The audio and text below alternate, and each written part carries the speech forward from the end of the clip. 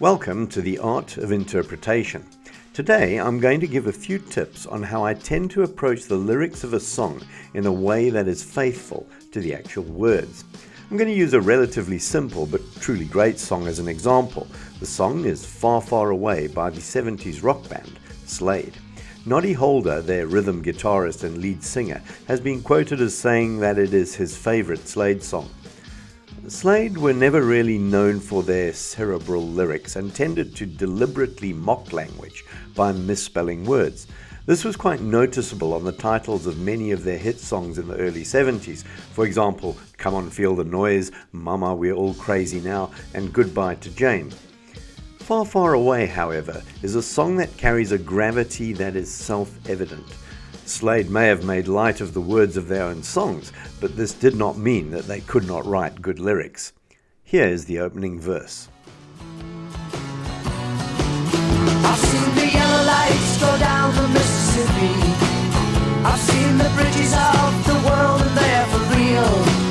I've had a red light on the wrist without me even getting kissed. It still seems so unreal.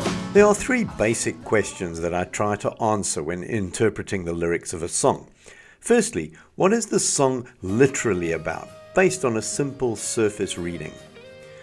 This question is not difficult to answer. Far, Far Away is about being away from home, away from the land of your birth, away from your friends, away from everything that is familiar to you.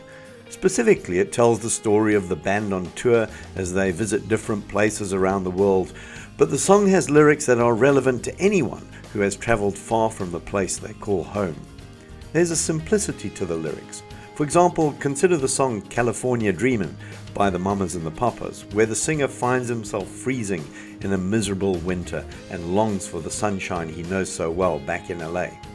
This is the basis of the sentiments that are expressed in Far, Far Away. The second question is similar to the first. What does the song mean? What is the message? What is the significance of the words beyond their literal meaning? Often this is the harder question to answer, but the chorus of Far, Far Away is relatively self-explanatory. And I'm far, far away, with my head up in the clouds. And I'm far, far away, with my feet down in the crowds. Letting loose around the world, but the call of home is loud, still as loud. In the verses, Noddy Holder sings about places he has been and experiences he has had. It is the chorus that really defines the song through the dual meaning in the title line, Far, Far Away. Holder claims to be far, far away in two senses. The first line in the chorus is, and I'm far, far away with my head up in the clouds. In this line, the singer is far, far away in his mind, in that he is constantly thinking of home. So he is watching the riverboats on the Mississippi, admiring the mountains in Alaska, and so on. But he is not there. He is far, far away, thinking of home. The second line, however, says, and I am far, far away with my feet down in the crowds. This means the opposite of the first line. He is far, far away geographically. He is physically far from home. In this idea of being far away, he is actually fully present to the wonder and beauty of the places he is visiting. Just because he thinks of home does not mean that he does not appreciate where he is. He is far, far away with his feet down in the crowds. He is down to earth and fully present in his experience. So to repeat, the singer says far, far away in two senses. One, he is many miles from home, and two, he is dreaming of home. The final thought in the chorus resolves any possible paradox. The call of home is loud, still as loud. His dreaming of home wins out. He loves the places he is visiting, but no matter how these new places fill his senses, the call of home will always remain. The third aspect of lyrical appreciation I would like to briefly mention is the actual poetry of the song, or the phrasing of the words. I will first look at a particular line just because the question has been asked about what this line actually means. When doing research, I discovered an online post asking the meaning of the third line of the song. I've had a red light off the wrist without me even getting kissed. One answer suggested that a red light off the wrist refers to a red light emitting display of a watch. This is a relatively credible interpretation in that digital watches with red light displays were a relatively recent invention, around 1972, and this fits well in relation to the release of the song in 1975. I must, however, absolutely insist that the idea that the line "without me even getting kissed" was written to keep the rhyme going, since wrist rhymes with kissed, is just not good enough as an interpretation. This is to dispense with the line and assume that it has no meaning.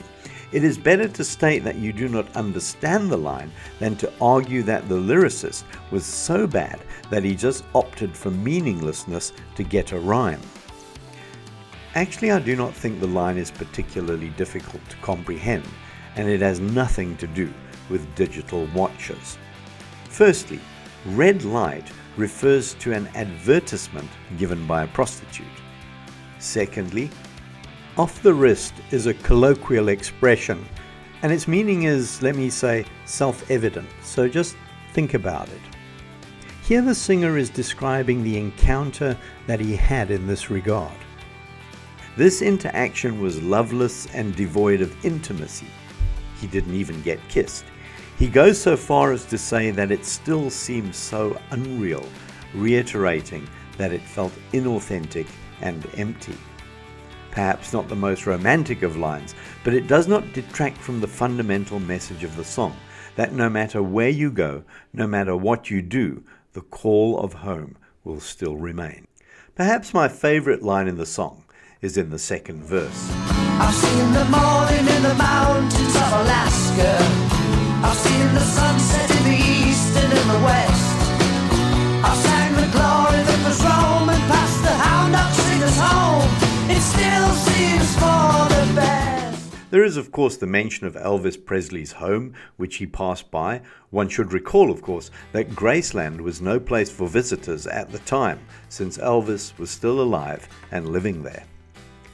The opening two lines of the verse give an interesting means of emphasis to his travels around the world. I've seen the morning in the mountains of Alaska. I've seen the sunset in the east and in the west. One has to do a double take. It seems at first that there is an error in the lyric. Holder sings, "I've seen the sunset in the east and in the west." But the sun always sets in the west and always rises in the east. Of course, we almost immediately realize that he is talking about his own location, being in both the east and the west. What makes the line so effective is that it really amplifies the point of him being far, far away, all over the globe. The fourth and final point I would like to raise about Far, Far Away, and I think this is what makes the song truly great. This is that the words are readily transferable to one's own situation. Yes, the song is about Slade traveling around the world and seeing different sights and feeling a little homesick, but it also speaks to anyone who is away from home. Using myself as an example, this song never fails to bring a tear to my eye.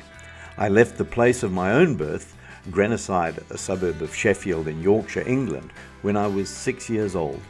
It is decades later, but a part of my heart remains there. When we listen to Far, Far Away, it is easy to rewrite the lyrics in your own mind to fit your own situation of displacement. You might be a tourist, just a holiday maker away from home for a few days or weeks. Maybe you are a student at college, away from home for the year. Maybe your situation is more dire still, and you are a refugee in a foreign country and have been forcibly displaced. So thanks to Slade for the song. It is dedicated to everyone who finds themselves far from home. But the sound of home is loud, still as loud.